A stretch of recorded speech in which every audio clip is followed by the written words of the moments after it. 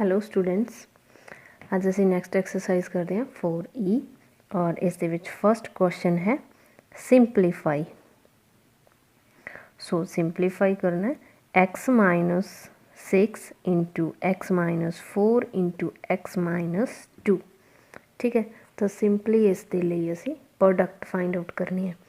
And first of all एक जो factor है x माइनस 6 इनू एज इट इज़ रहन दो एंड फर्स्ट ऑफ ऑल असी सॉल्व करांगे इस दी मल्टीप्लाई।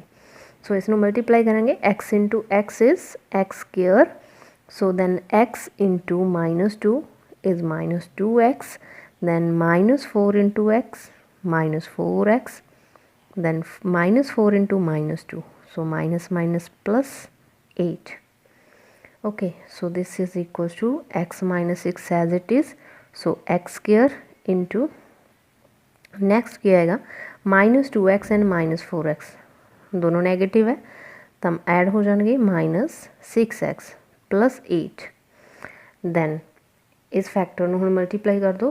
सो पहला ਅਸੀਂ x ਨੂੰ मल्टीप्लाई करांगे सेम सारे फैक्टर नाल x square minus 6x plus 8 and then minus 6 ਨਾਲ मल्टीप्लाई करांगे सेम फैक्टर ਨੂੰ x square minus 6x plus 8। So this is equals to x में मल्टीप्लाई करके क्या आएगा x cube minus 6x square plus 8x minus 6 into x square 6x square minus minus plus हो जाएगा 36x, so minus plus minus 6 into 8 48। So this is equals to x cube x square वाली to terms है and minus 6 ए भी minus 6, सो add हो जाएंगे minus 12x square and x वाली terms plus 8 and plus 36, तो plus का आ गया 8 हो जाएगा 36 plus 8 is 44x minus constant term 48। Clear. So next question है second question.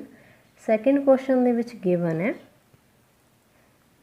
a by 3 minus 3b multiply by a square by 9 plus ab plus 9b square।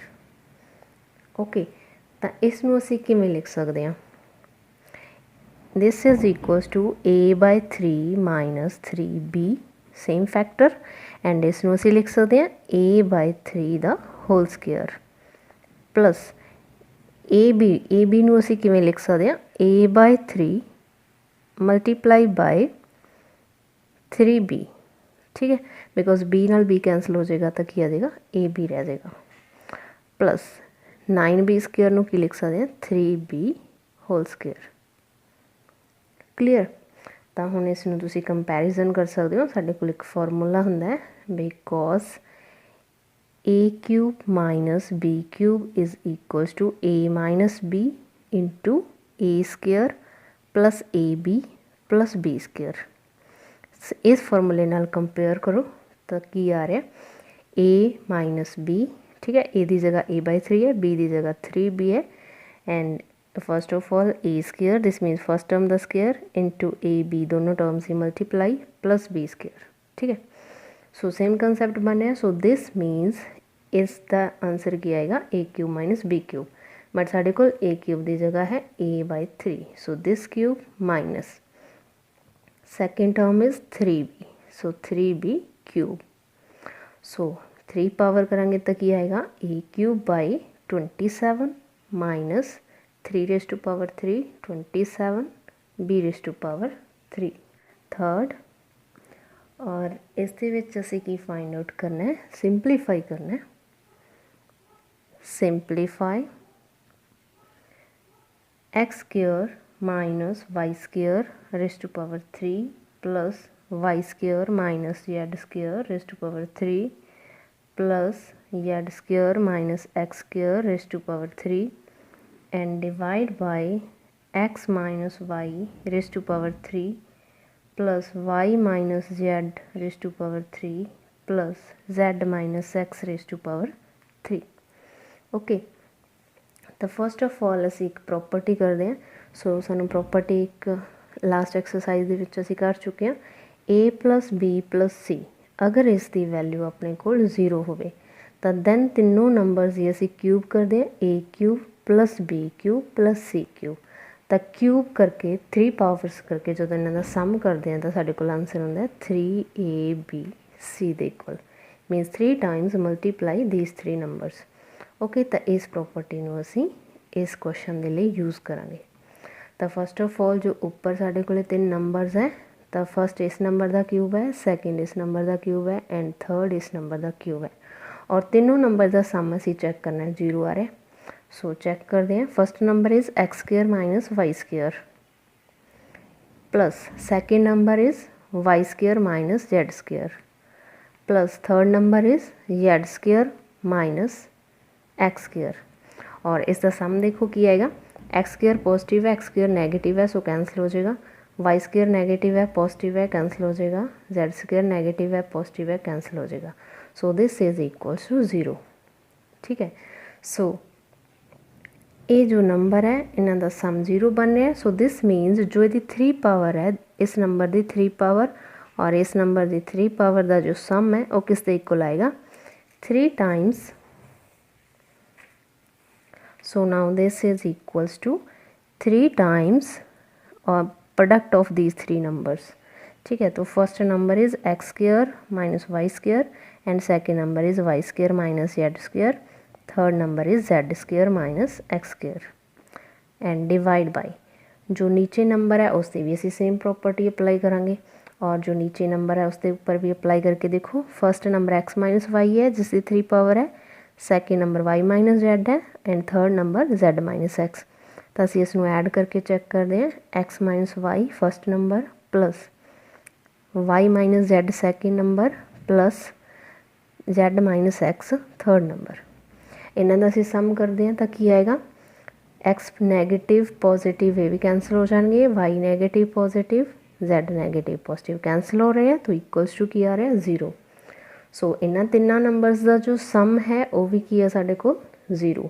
So this means इन्हों की भी जो 3 पावर की हुई है, 3 पावर्स करके जो असी सम करांगे तो की आएगा 3 times the multiplication of 3 numbers, x minus Y minus Z and z minus X.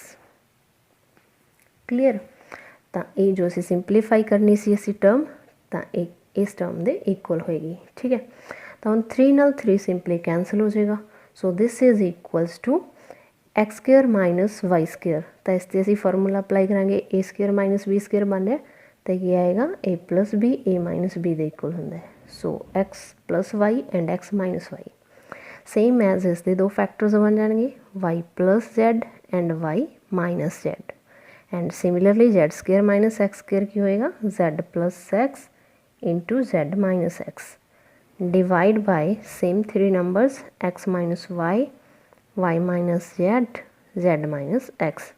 So जो एक्स माइनस वाई वाला फैक्टर है कैंसिल हो जाएगा, वाई माइनस जेड वाला फैक्टर कैंसिल हो जाएगा, जेड माइनस एक्स का फैक्टर कैंसिल हो जाएगा। सो बाकी की आएगा X plus Y into Y plus Z into Z plus X. ठीक है, सो ये अपने को इसका आंसर आएगा। एवैल्यूएट करना the value of 1.2 multiply by 1.2 plus 1.2 multiply by 0.3 plus 0.3 into 0.3 and divide by 1.2 multiply by 1.2 multiply by 1.2 minus 0.3 into 0.3 into 0.3। ठीक है, सो इस दो ही नंबर यूज़ हो रहे हैं, 1.2 and second number is 0.3। So इसनों पहले पुट कर लेने, put 1.2 is equals to A and 0.3 is equals to B. So जो ए साडे कोल है एक की बनेगा A into A, so this means A square plus A into B, this means A B plus B into B, this means B square and divide by A into A 3 times A नू multiply करेंगे तो क्या आएगा A cube minus B into B, so 3 times multiply करेंगे तो B cube आएगा। So A cube minus B cube, इसका formula apply करो, की आएगा ऊपर सेम आएगा एंड नीचे इसका फार्मूला अप्लाई करांगे तो की आएगा A minus B into A square plus A B plus B square. और हुन इस फैक्टर सेम है, कैंसल हो जाएगा। So this is equal to 1 by A minus B. Okay, so इनू सॉल्व करांगे तो की आएगा 1 by A minus B. A की वैल्यू असी की पुट की हुई सी 1.2 माइनस बी की जो वैल्यू है 0.3। ओके, सो इनू माइनस करांगे, पहले इसनू एलसीएम लैके जो इसका पॉइंट है, पॉइंट रिमूव कर दो, 12/10 माइनस 3/10, ठीक है। और हुन जो है एलसीएम इन्हों का सेम आएगा, नीचे एलसीएम लवांगे तो 10। So this is equal to 1/12 minus 3/10। सो 10 ऊपर चला जाएगा एंड नीचे क्या आएगा 12 माइनस 3 9। और इसनों असीं mix fraction they which convert कर सकते हैं, तो मिक्स फ्रैक्शन कन्वर्ट करेंगे कि आएगा 1 into 1/9। Next question is if a minus 2b plus 3c is equals to 0, then find the value of a cube minus 8b cube plus 27c cube। तो इसकी असी वैल्यू फाइंड आउट करनी है की होएगी, ठीक है। तो फर्स्ट ऑफ ऑल साढ़े कोल 3 नंबरस है a minus 2b plus 3c और इन्हों का सम की गिवन है 0। अगर असी इसनू इस तरीके नाल लिख लीए a दे विच ऐड कर रहे हैं minus 2b plus 3c equal to 0, तो साढ़े कोल 3 नंबरस है। फर्स्ट नंबर है a एंड सैकेंड नंबर है minus 2b and third number है 3c और तीनों का सम कर रहे हैं तो की आ रहा है 0। तो असीं सेम प्रॉपर्टी अप्लाई करांगे, अगर 3 नंबरस है और उन्होंने सम 0 आ रहा है तो दिस मीनस उसकी क्यूब करांगे, मीनस 3 पावर्स करके अगर सम करांगे तो सम किस दे इक्वल आएगा 3 times multiply these 3 numbers. So multiply by a into minus 2b into 3c। So a cube same और माइनस की 3 पावर करांगे तो क्या आएगा minus, so plus minus minus 2b raise to power 3 means 8b raise to power 3 plus 3 raise to power 3 is 27 into c raise to power 3। This is equals to, so negative sign है, 3 into 2 is 6, 6 into 3 is 18, 18 into a b c।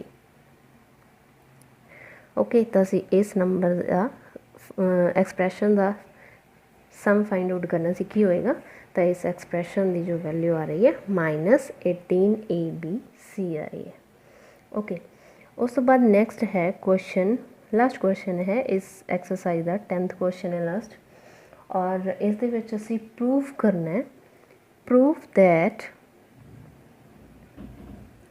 X square plus Y square plus z square minus x y minus y z minus z x this is always